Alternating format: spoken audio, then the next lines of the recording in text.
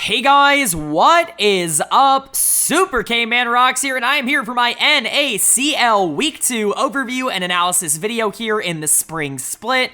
NACL is rocking and rolling now. By the end of this week, we will have seen every team in the NACL start their year. We'll even have some having played 2 series. We're getting a better idea of which teams were probably overrated a bit in the preseason and which teams might have been a bit underrated in the preseason. Teams that are genuinely very good and, obviously everything in between. I'm very excited to get into it. Of course, only 4 series to cover, so still a short video here today. But if you guys are excited and if you enjoy the NACL, let me know down in the comments section below. What did you think of the 4 series that happened over the course of last weekend? We've got kind of a super weekend with 3 days coming up basically right now as I'm recording this on Friday. So let me know what you guys think of what's going on in the NACL down in the comments section below. What you think of all of the teams, who's impressing you, who's not impressing you at the current moment, both player and team-wise. I just love to hear feedback on what you guys think of the region right now. It's always good to get in that discussion, but let's go ahead and get into it. If you are new here, what we do in these videos is go series by series, talking about the advantages and the disadvantages that each team was able to generate.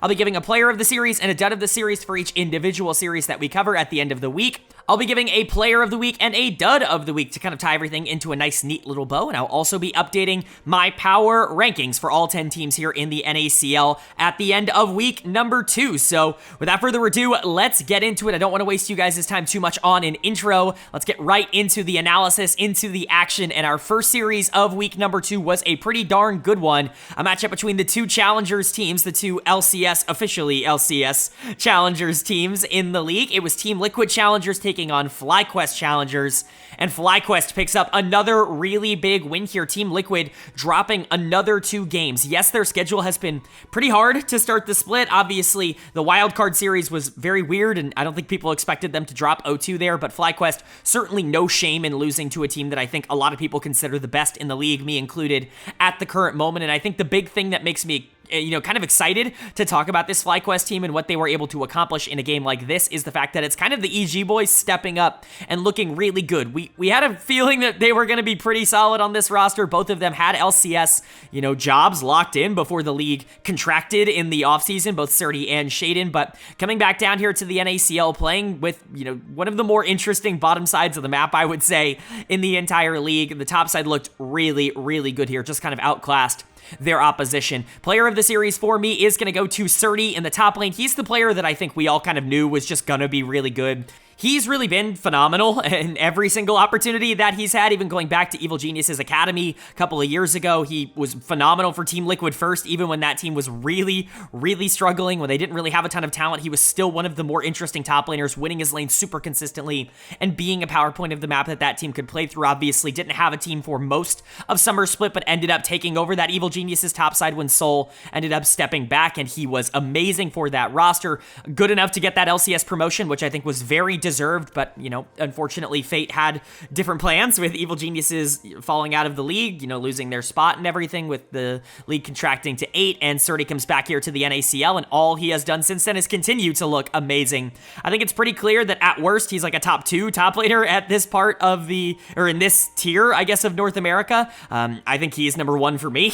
I think he's number 1 for a lot of people, but this guy's amazing. Went 11-0-10 on Cassante and Aatrox. That Aatrox game in particular was phenomenal in game number 2. He really was the one to start really taking over in the back half of this series, and there really just isn't a lot to say about Surdy that I haven't already said. He's amazing in lane, truly one of the best laners, period, regardless of role in the NACL at the current moment. Really knows how to transition a lot of those leads into teamfight success and being able to spread the wealth to a lot of the other members of his team. He's just one of the more interesting top laners. I think if he was in the LCS right now, he would be at worst like an average top laner. I think that's the kind of skill you're looking at with Surdy. He could make that transition up, I think, to tier 1 and continue to be successful. But I think the player that had a really good series that I'm really happy to see is Shaden. We knew Surdy was great, but Shaden can be a little bit inconsistent, a little bit hit or miss. I'm a little bit lower on him in terms of just the game-to-game than maybe some other people are. Obviously, the highs are there. The good games are there. Even last year when there were times where Evil Geniuses was really underperforming in the spring split,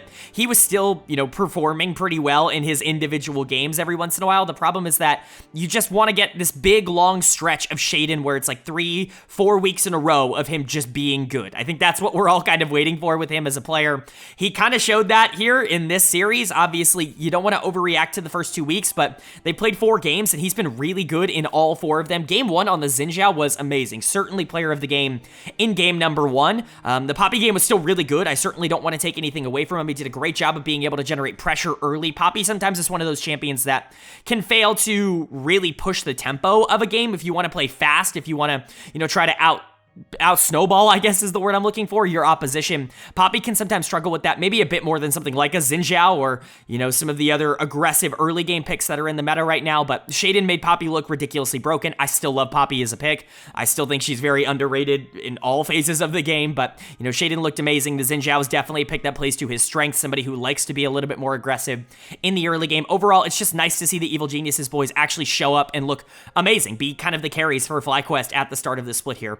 I think the bot lane is coming along very nicely. Sajed and Chime, I think, have pretty decent chemistry. Sajed was the one player I was a bit concerned about in their week 1 win. Not because I thought he was bad, but just because he didn't really have to do anything. It looked like the team was kind of playing away from him, and I think that was something that I was concerned to see if that was just going to be who he was on this team, this weak side bot laner, but a lot more attention, a lot more priority put into the bot lane in this series, mostly because Ezreal and Varus just have a lot of opportunities to be able to win in the mid to late game if you do get to that point. And I thought Sajed did a good job of catching up to that. Chime was terrific in this series, both on the Karma and on the Ashe. He's just a really good player. We knew he was a really good player coming down from the LCS, but continues to prove that. Quad was a very good mid laner here, very stable, kind of the opposite of what he had been in the LCK, a player that was kind of known for being a bit over-aggressive sometimes in the LCK. It seems he's come into this team and really kind of toned down the aggressiveness, not in a bad way, in a way where he's allowing his jungler and his bot lane to be a lot more pushed up and, to take a lot more of those resources while he just stays incredibly stable and really helps out the team in the latter half of the game, I should say. So generally, I really like how FlyQuest is playing right now. I think it plays to a lot of their team's strengths, and I think they have other options as well. It's going to be interesting to see if the number 1 team continues to evolve and advance throughout the split. And then for Team Liquid, that's an 0-4 start. That's really not what they were looking for, I think, especially this organization. They put a lot of pride in how much they've won in Tier 2, about how much they've dominated in Tier 2, about the players that they've been able to find in Tier 2. And I get it, it's not really been the easiest start to the split, but 0-4 is really, I think, not a good start, and there are real concerns with this team. Dud of the series for me was kind of up for debate. I'm going to give it to Jenkins. I think you could give it to Keel as well. It should probably go to one of those 2 players because I think they were the 2 where it was the most noticeable, in terms of a gap. I think Roamer had some really good moments in this series, but also was rather inconsistent. The aggressive tendencies that he showed sometimes were punishable by really good disengages coming in from Shaden or from Surdy or from Chime. And obviously that's great for FlyQuest. It shows how good they are in multiple different situations, even when the enemy team is trying to be proactive and trying to make plays. But the top side of this map was really not all that good in this series. I'm giving it to Jenkins because it felt like he had no impact. And honestly, that Udyr game in game 2 was probably the worst performance that Team Liquid had in this series. But Keel was out-jungled by Shaden in both of these early games. Never really got to scale on the Viego. The Gragas really had no impact on the game at all. Going into Xin Zhao, that's a very interesting pick. I understand that Keel, one of those players that likes to play these tankier AP, kind of, I don't want to say bruiser, like burst bruiser junglers or whatever, right? But the Nunu, the Gragas, things like that, they're always going to be up Keel's alley. It just didn't work, and I don't really like the matchup in particular here, even if you're going to go with something like a Tristana in the mid lane to try and capitalize on some of the aggressive plays that Gragas can make. I just don't feel like you're ever going to be able to generate tempo into Xin Zhao, and he's just going to be more useful than you throughout most of this game unless your mid laner gets mega fed, which didn't end up happening. So, game 1's kind of a toss-out, but the Viego I thought was not very good in game number 2. Overall, you just want to see more from the top side of the map. When I talked about concerns for Team Liquid going into the year, I talked about how the inconsistencies worried me from some of these players. Jenkins is a player who didn't look particularly great the last time he was in the NACL, even if he is somebody who has a really good track record at this level. Keel obviously was amazing last year, somebody who I praised a lot on this channel, but he can be rather inconsistent. You didn't know what you were going to get from Roamer, and as much as I like Spawn and as much as I like Kim Down, they're not exactly these super aggressive game takeover type of players. They're more so pieces that you want to fit into your scheme that can be secondary carries because they're really, really good in that role. Spawn in particular is a very talented AD carry, mechanically speaking. He just doesn't have that like killer instinct, or at least he hasn't shown that over the course of his career. You need players like Keel and Jenkins to step up and really be able to do a lot in games like this, and they just really didn't in this one. I'm not going to freak out and panic about Team Liquid, say they're a bottom 2 or 3 team in the NACL, but, they've got to start showing something before I, start anointing them as a team that deserves to be in the top 4. This does not look like a top 4 team. This does not look like a team that's going to be competing for an NACL title. Now, we've said that about Team Liquid before, and especially in the NACL, things tend to fluctuate a lot from week to week, so I'm very interested to see where they go from here, but at least for now, there is reason to be concerned about this roster. The opposite can be said for FlyQuest. This team looks amazing. Basically, everybody is clicking right now. I want to see them play towards bot lane a bit more just because I want to see if they can do it. Quad, obviously, is somebody who eventually is probably going to get some of those more aggressive tendencies back, but with players like Surdy and Shaden playing the way they are right now, and with a core of Surdy and Chime that are players that you would expect to be the best in their position, basically no matter what happens in the NACL this split, I think FlyQuest is definitely looking like the most dangerous team in Tier 2 right now. And then moving on to our second series here of day 1, and it's the debut of the final 2 teams who have yet to play here in the NACL to kick off the year. It was Supernova taking on LiT Esports, and Supernova is going to pick up a 2-0 win, a really good start to their year, and I know this was kind of predictable because Supernova is a really good team, one of the more interesting ones on paper. A lot of people have been saying like high floor as kind of the baseline for how to describe Supernova. I think that's kind of disrespectful to what they offer overall, but I generally agree that they have a high floor. This is a team I would be very surprised if they do poorly. And LiT, while they are interesting, and certainly they overperformed a ton in the qualification series to get in here to the NACL, there are question marks about a team that's essentially a bunch of people who have never played at this level before. And so there are reasons to believe that they're going to take a bit of time to get up to speed, but Supernova not needing that time. They looked amazing in this first series. All 5 members, I think, really showed off kind of their individual play styles, what they themselves offer to these teams. And I think generally this was a great example of what Supernova is probably going to be over the course of this split, which is a very, very fun team to watch. So let's talk about it. Player of the series was very difficult because all 5 players, I think, played really well, and all of them did their roles. I'm going to give it to Kenvi in the jungle because he was the player that I think really excelled and soared the most throughout both games. Not to say that everybody wasn't good in both games. Everybody was good in both games. But when you look at game 1, it was Kenvi on the Poppy really setting up for a lot of Talia plays, moving around the map and really being active in that way, playing through Shochi. And then in game 2, it was about making sure that Ash arrows were very, very impactful and playing around Array's Varus and being able to get him a lot of free looks in team fights.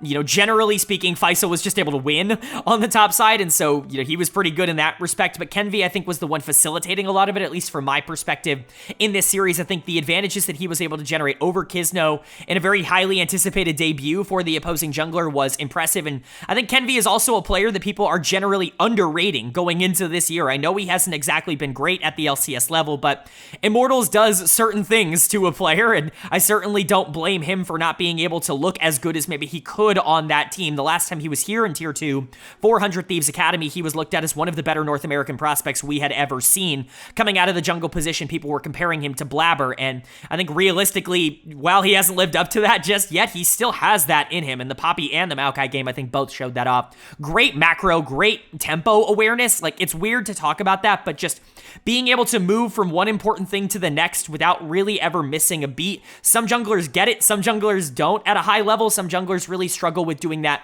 in a more pro environment. They're maybe good at it in solo queue, and Arna's good at it when other teams are kind of investing more resources into that. But Kenvi is just a player who has always understood it. It was something I praised him a ton for when he was back on 100 Thieves, even on 100 Next a long time ago. It's just something that he has really always kind of got, and I think we kind of saw that here. Generally just a great series, I would say, overall, from a player who's more so known for his marksman in the jungle than he is for the Poppy, and the Maokai still looking good here. Shochi definitely showing off why I consider him one of the most interesting prospects in North America, because the mechanics are there, and honestly, the range of champions that he plays, it's immense. It's truly fantastic to watch, and for him to get to show kind of the whole spectrum off in this series of being pretty highly prioritized Talia and looking really good, and then an Akshan that's maybe going in a little too much, but in a way where you're still doing a ton of damage and still being very useful to the team. I mean, what can I say? It's Shochi. Like, this is a very Shochi performance. I've hyped him up so much on this channel for a good reason. I think we're going to be talking a lot about him over the course of this split. Array and Diamond looked very good in their debut, I guess, as a unit here in the bot lane. Array is just very stable as an ADC. That's why I talked about this being kind of a very showcase performance for what this team is going to look like, because I think Kenvi is somebody who's really good at being able to establish tempo and getting leads and advantages for the rest of his team. Shochi is just a fireball in terms of, what he's going to offer. He's going to win a lot in mid lane matchups because he is very, very mechanically talented. He generally wins lane more than your average mid laner, but sometimes he can get himself into trouble by being a bit too aggressive. And Array is going to be more of that kind of stable carry down in the bot lane, and I think that as a trio makes for one of the scariest teams in the entire league. You cover basically every base. Diamond is a very good player, and I think he honestly gets underrated for how important he is to all the teams that he has played for, specifically here in the NACL. The Ashe was very good in game number 2, and then Faisal just was better than Dragoon every laning phase, especially that game 2 on the Rumble, but the Cassante game was amazing from Faisal. I mean, generally everybody on... I've said generally like 6 times, put the counter up on the screen.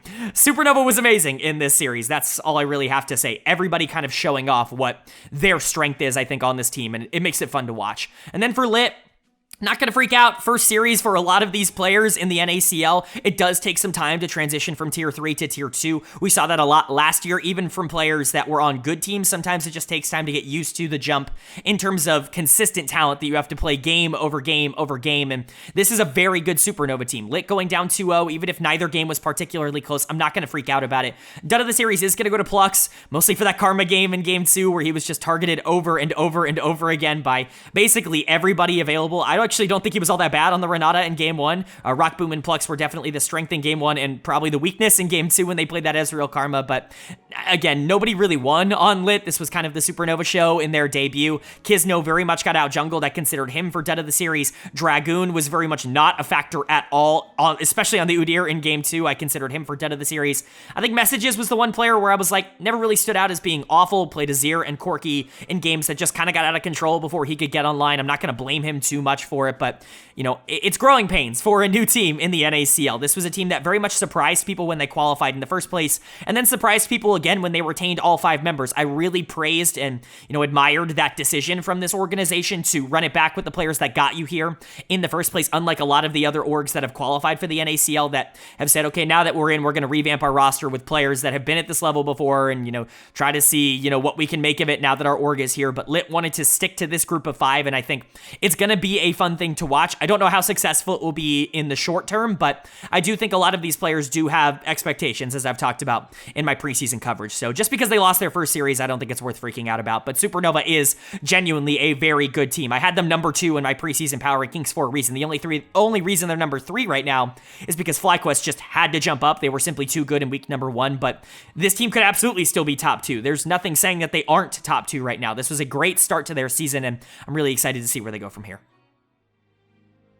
Then moving on to day number 2 here, the second half of week number 2, and we get to kick it off with a really fun matchup, one I was pretty excited to see. Wildcard Gaming taking on Mirage Alliance, and Wildcard continues to look really good to start this split. They have already exceeded, I think, a lot of people's expectations. I saw a lot of people putting this team at number 10 in the preseason power rankings. Obviously wasn't a part of that. I can't say I put them much higher. I only put them at number 9, but 9, 8, I thought they were somewhere closer to the middle of the pack than they were like a bottom tier team, I guess you could say, but they've even exceeded my expectations. This team has been very fun to watch over their first 2 series, really doing a lot of good things, and I think a lot of it comes from their, I guess you could say, more experienced players at this level. But if everybody really starts stepping up, if this becomes a really cohesive 5-man unit where anybody can win at any time, which is kind of what they are right now against lower tier teams, this is a terrifying team to have to go up and face. A top 4, top 5 team in that case, if things continue to go right. So let's go ahead and talk about it.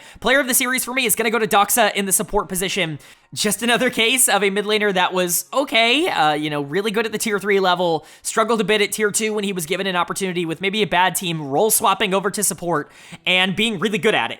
It's been really quick for Doxa. Obviously, we saw him play the Yasuo last week. Now we're seeing, things like the Seraphine, an understandable type of gameplay from, a new support or somebody who has just role swapped primarily to support. Obviously, I'm sure he's played it a lot previously, but he was amazing in this series. Senna Seraphine looks like a bot lane that you have have to take away from Wildcard. They looked dominant on that duo, but the Lucian Milio was also very strong, and Doxa just generally looks very competent at the support position. Playing against Prismal and Dardoch, while they certainly have not started off this split particularly well, they've been very weak as a bot lane duo so far. They're not bad players, and they certainly have high expectations, and Doxa was absolutely the best player in the bot lane in this series, so very good stuff. Really happy to see him kind of come into his own in that new role. I think the solo laners were also phenomenal in this series. You guys know how big of a fan of Quacker I am. I think he's very much making a case to be a top 3, top 4, maybe even top 2 at times top laner in the NACL at the current moment. He really just wins. He just wins lane and is very, very impactful throughout the rest of the map.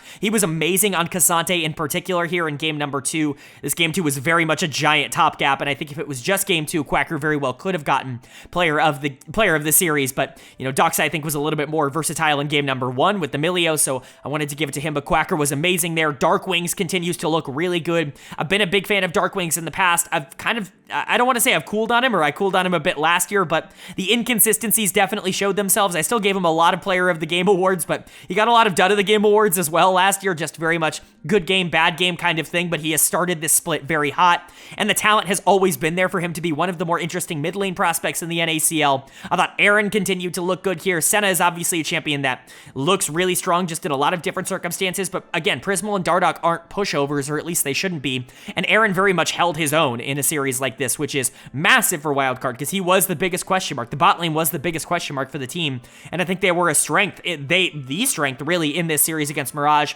Winnie, I think, looked very good as well. Will is a very good jungler, and Winnie had a lot of pressure in this series. I think a lot of that had to do with the fact that his laners were winning, but I think Winnie is still a pretty good player. Generally, Wildcard just looks very strong right now. I mean, starting off 4-0 is not something that I think a lot of people anticipated, and it's not like their schedule's been ridiculously easy. Like, they played Team Liquid, they played Mirage here. These are teams that, you know, theoretically should have been better than them, and they're not. They're 4-0, they look really good. This is a team that you have to watch out for. One of the more interesting ones in the league right now. And then for Mirage, things are struggling at the moment. This is a group of veterans that just are not clicking in a way that I think maybe this organization would have wanted. They're the opposite of LiT in that respect, where they really revamped and overhauled their roster, although it wasn't exactly this, like, no-name roster before. You still had, you know, players like Chad that had been in the NACL on here when they qualified, but bringing in, you know, Will and Prismal and RJS, these more experienced players, I think they really wanted to be good really quickly in the NACL, and it just has not happened. They're starting 0-2 in terms of series score. A couple of these players I think are really underperforming. The bot lane continues to be a bit of a problem. I very narrowly gave dud of the series to Prismal once again here. He was my dud of the week in week number 1, and that certainly didn't change in this series. Prismal and Dardoch have started very slow. Prismal in particular does not look like how he did the last time he was playing AD carry at this level. He doesn't even look remotely close to how he was as a support the last time he was playing at this level. It is starting to get a bit concerning, but maybe it just takes some time for him to get back into the swing of things. My dud of the series is going to go to RJS in the mid lane. Again, I don't even think he was particularly miserable. He did some really good things on the Azir in game number 2 to keep that game relatively close, but the Victor game was probably the worst individual performance in this series. Again, if you wanted to give it to Prismal, I think that's totally fine. Prismal or RJS, I think both kind of deserved out of the series here. I just thought the Victor game was probably a little bit more noticeable in terms of the negatives, but overall for Mirage, I'm very concerned. This is a team that I think a lot of people maybe were looking at as kind of another team that was kind of in that high floor, department, just because of the amount of players that were on this team that had played in the NACL prior and had done well. And, you know, I thought there was upside here, especially if RJS was going to be good. I thought bringing Will in was, you know, fine. Obviously, you don't love the idea that Scooped ends up getting kicked out for it, but Will is a good jungler and he has been the best player on this team, but there just doesn't seem to be a major X factor or any sort of consistency. I love Will, but nobody else on this team is playing well right now. Alorum was not the better top laner in this series. RJS was fine in their first series, but certainly got outplayed by Dark Wings here, and Prismal and Dardoch have been one of the worst lanes in the NACL. There's something that is just not working for this Mirage team. I don't know what the change has to be, but it's going to have to happen soon because this team has started off as slow as you could possibly anticipate. But, you know, basically the opposite for Wildcard. This team looks great. Really happy to see where they're going to go from here. Again, really like these solo laners, and especially if this bot lane ends up being really good or at least like above average, that's a huge boon because that was the thing that was holding Wildcard back in a lot of people's eyes. This is a great start to the split for them, and I think everything they could have asked for, at least through the first 2 weeks, has kind of happened so far. And that brings us to our final series of the week to cover here in today's video, and another really good one, our first actual 3-game set of the week. It was Supernova taking on Maryville University, and Maryville picking up a strong win here at the start of the split that moves them to 2-0 in series score, 4-2 in terms of outcomes, but both of their wins have actually been very good wins on the resume for them. This team is genuinely good, I think. There were doubts about what the ceiling of this roster could look like, mostly because, at least at the start of the season, we thought it was going to be a different roster here with different players in, but this group of 5 players, I mean, it could be one of the best teams in the NACL. I feel pretty darn good for putting them at number 5 in my preseason power rankings when everybody else had them around 8. This looks like a pretty good outcome for me. For Supernova, obviously, this is a frustrating loss here, moving to 1-1. You probably would have rather have been 2-0, but I don't think you played this series all that bad. I think you just had a couple of moments towards the back half of the series that you probably want back in terms of, being able to control the early game and generally just Maryville having very talented, very strong players who know how to squeeze out a lead was difficult to come back from. But, I think there is some good to take away from this for Supernova because that game 1 was very good from them. But we'll talk about Maryville first. Player of the series is going to go to UG in the jungle. I was so frustrated. I was very frustrated on Twitter, vocally, that UG wasn't a starter in the NACL in terms of reports going into 2024 because of just how good he was last year. This guy should be starting in the LCS, let alone starting in the NACL, and I was very, very, saddened and frustrated to hear that it felt like Iconic was going to be getting this starting jungle spot for Maryville, but lo and behold, Spyrex going back to mid lane, Niles is still starting in top, and UG is the starting jungler for Maryville, and all of a sudden the team's outlook looks very different. You have a jungle mid that is a title-winning, or a title-worthy, I should say, jungle mid duo. You've got a top laner who's very experienced at this level, and a bot lane that I think can grow a lot. I've always had pretty high expectations for Jerry and Zyko, and they very much lived up to it in this series. UG just continues to look awesome on carry champions. Really liked him on the Jax. Really liked him on the Kindred. Can take over games. If you want to feed resources into a jungler, I'm not sure there's a jungler I feel better about that in the NACL right now than UG. That's how highly I value him as a player. For Maryville to be able to have him and with a mid laner that he's very comfortable playing with and is very comfortable giving up resources to make sure jungle's in a good position, it just makes playing against this team incredibly difficult and incredibly scary. They're very good in the early game. And we saw that towards the back half of the series, especially that game 3 on the Kindred, where his early game was phenomenal. I mean, he truly did a great job of being able to corral that game very quickly. I thought Niles was also very good in this game, specifically on the Cassante in game number 3. This is a player that I think he has his up and down moments, I guess you could say, his ups and downs, however you would want to word that. Generally, I think he is a strong top laner. I think he's somebody that is very good in lane, sometimes struggles to transition those leads into other parts of the map, but this was a really good example of what happens when you do that, is when the Cassante starts to beat the Jax, all of a sudden the Cassante becomes a really big nuisance for a Jax Nocturne Callista team to have to try and play into, and that's exactly what happened. Niles was a major problem. He was pretty good in game 2 as well, but Faisal was probably a bit better on the Gwen, and then he certainly was better in game number 1, but wanted to shout out Niles for a very good game 3. Spyrex was really solid. Jerry was very consistent in this series. Even in game 1 on the Callista, there were moments where he tried to save that game, just wasn't able to do it. Maybe he wasn't the star in games 2 and 3 when they were able to pick up victories, but him and Zyko, I think, have very much developed into a very stable bot lane, and I think that's all you really need from them right now. I think their upside is better than that. Jerry's mechanical ceiling is super high, and I've always been very high on Zyko, but right now, if they're the weak link of the team, if they're the team that you can put on, or the part of the team that you can put on weak side, and just tell them to survive, and this is what they're doing, that's massive for Maryville. So, great series from them, especially down the back half. Really liked how they responded after what was not a particularly good game number 1. I think Maryville is one of the best teams right now in the NACL, and they're kind of proving that by beating a team in Supernova that I think is still good. Game number 1 showed that Supernova is really solid, and obviously we saw what they could do earlier in the week. I just think Maryville was a little bit better today, and that's okay.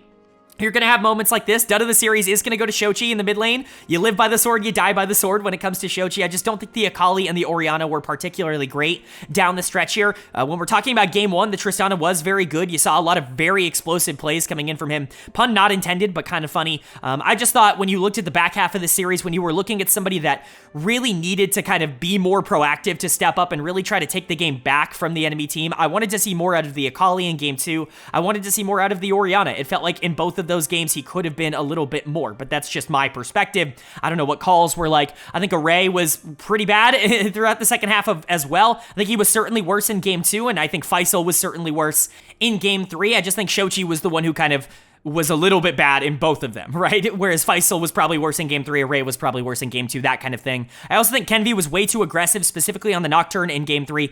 I'm not a fan of Nocturne. I've said it a bunch on this channel. I think that champion at a high level typically just trades 1-for-1, and I understand in Fearless it's a lot more difficult. Into something like Kindred, it could perhaps be fine. Like, you can make a lot of cross-map plays and really try to get, tempo on your side, but I'm just really not a big fan of Nocturne at the pro level, and the Nocturne-Orianna combo is very difficult to pull off. We rarely see the best jungle mid duos in the world pull it off successfully over and over again, and so, maybe not something I personally would have went for here in game number 3, but, all of these negatives to say they were still amazing in game number 1. Shochi was great. Array did a great job on the Aphelios of taking advantage of a lot of the Thresh engages in game 1. Kenvi controlled the tempo very well, and Faisal was amazing on the Rumble. He was really good on the Gwen in game 2 as well. There are positives to take away from this for Supernova, and Maryville is certainly not one of those teams that you're frustrated too much by losing to. Maybe you thought you were favorites going into this, and I would have said that probably they were favorites, but, Maryville's a very good team, and I think we're learning very quickly that maybe they're actually one of the top 3 teams in the NACL in their current state. UG, Spyrex, these players are familiar with that spot, and I think they might have that. Losing to Maryville isn't going to completely derail your season. This was still a pretty good week overall, 3-2 in terms of game score. There are a lot of good moments to take away from this. I think obviously this team has a very clear identity for how they're going to want to play. I think execution just needs to be a little bit cleaner as we move throughout the rest of the split. But for Maryville, great start to the year, great start to the split. This team looks very solid, one of the scarier teams in the NACL right now, not just because of their record, but because of the way that they're going about winning these games. I really believe in this team. UG is one of the best players in the NACL. Spyrax is a very good mid laner. Niles is somebody that you can't discount on the top side. If Jerry and Zyko take that next leap, like I've been predicting them to do for a while this year, this is actually going to be one of the harder teams to beat in the NACL and could very sneakily be a team that almost even competes for the title here in the spring split. Alright, but that is going to do it for my NACL Week 2 overview and analysis video. Of course, up on the screen, you can see the updated standings after 2 weeks of action. All the teams are going to be from 1 to 10, and just like I did last week, I am going to separate them based on actual score, which is not seemingly what the NACL is currently doing, so I don't really know if that's going to matter for tiebreakers or anything, but that is going to separate, like FlyQuest and Wildcard from Maryville, because Maryville's lost 2 games, and FlyQuest and Wildcard are 4-0, etc., that kind of thing. But you're also going to see on the right a couple of things. First of all, at the top, my personal power ranking of all the teams from 1 to 10, where I personally power rank them. In the second column, you're going to see where that has changed from last week to this week, whether they've gone up or down. Not a lot of changes, not a lot of games this week, and then, of course, their streaks. So we can go over the risers and the followers. Really not a lot of changes. FlyQuest is still at number 1. DSG, I'm still going to keep at number 2 for now, but going in at number 3, making a pretty big jump up, it's Maryville. I really do think they deserve to be there at the current moment. This team is very dangerous, very scary to play into. UG and Spyrex are a known jungle mid duo that know how to win. I think topside is pretty solid in Niles, and Scary, Jerry, and Zyko look amazing at the start of this split. This right now is one of the scarier teams in the NACL, and they're going to move up 2 spots to prove that. That means Supernova drops down to 4 after losing to Maryville. I still think this is one of the better teams in the NACL, but maybe the consistency just needs to get a little bit more there. They had to make space for Maryville. That really is just what it is right now. And of course, Team Liquid dropping down to number 5. They drop out of the top 4. Honestly, they've been looking worse than this. Right now, teams like Wildcard certainly look better. Fear looked better than what this team has looked like over the course of this split so far, but I just can't reasonably believe that this team is going to be worse than them, at least at the current moment. They're only going to go to number 5. If they continue to struggle, if they lose to more teams that are kind of in the middle of the pack there, like Wildcard, like Fear, yeah, this team's going to start moving down in the power rankings very quickly. But for now, it's a wait-and-see approach, even though they're 0-4. Everything else staying the same. Wildcard is going to stick at 6, even though they looked really good this week, and I really like this team. I just can't justify putting them above Team Liquid right now. Fear at 7. They didn't play, but they looked pretty good last week. And then 8, 9, and 10 staying the same. Mirage, AoE, and LiT Esports coming in those respective roles. Let me know what you guys think of those power rankings rankings, whether you agree or disagree. What teams do I have too high? What teams do I have too low? I can't imagine that you guys have 100% agreement with me, so I'd love to hear what you guys think down in the comments section below. But time to move into player of the week and dud of the week, and very excited to get into this because player of the week for me in week 2 is going to go to Doxa, the support for Wildcard. The recently role swapped mid laner had a really good week in Wildcard's win, and obviously with the small sample size, if you have 2 straight games where you are a primary focal point, where you are enabling your team in a really big way, you're probably going to get player of the week, and that's exactly what happened to Doxa. I hope this Wildcard bot lane continues to grow because they were really the only question mark about this team, and so far Aaron and Doxa have been great for this bot lane. Runners up, the honorable mentions, Surdy, the top laner for FlyQuest. Fly looked really good in their win over Team Liquid, and Surdy was a big part of that. Definitely deserved an honorable mention. And then Yuji, who continues to look great. This is a very, very talented jungler, somebody who was an MVP favorite for me last year for most of the year. For him to go over to Maryville and continue that success, it's not particularly surprising, but that team is doing very well, and he absolutely deserves a shout out.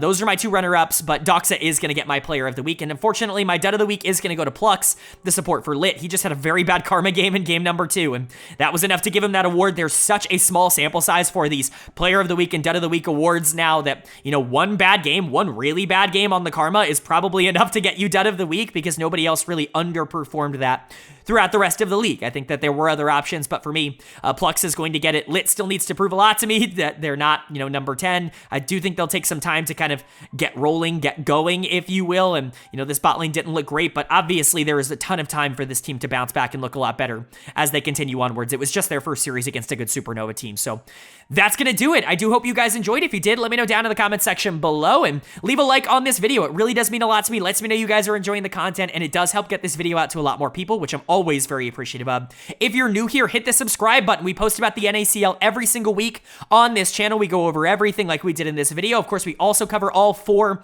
of the major regions as well: LCS, LEC, LCK, LPL, every single week on this channel, 5 days a week of coverage. And so if you want a comprehensive overview of everything going on in LiT Esports, this is probably the place for it. Hit subscribe and hit that bell so you can be notified when those videos do go live. But of course, with all that being said, I hope you all are having a great day. I hope you continue to have a great day, and I will see you all later.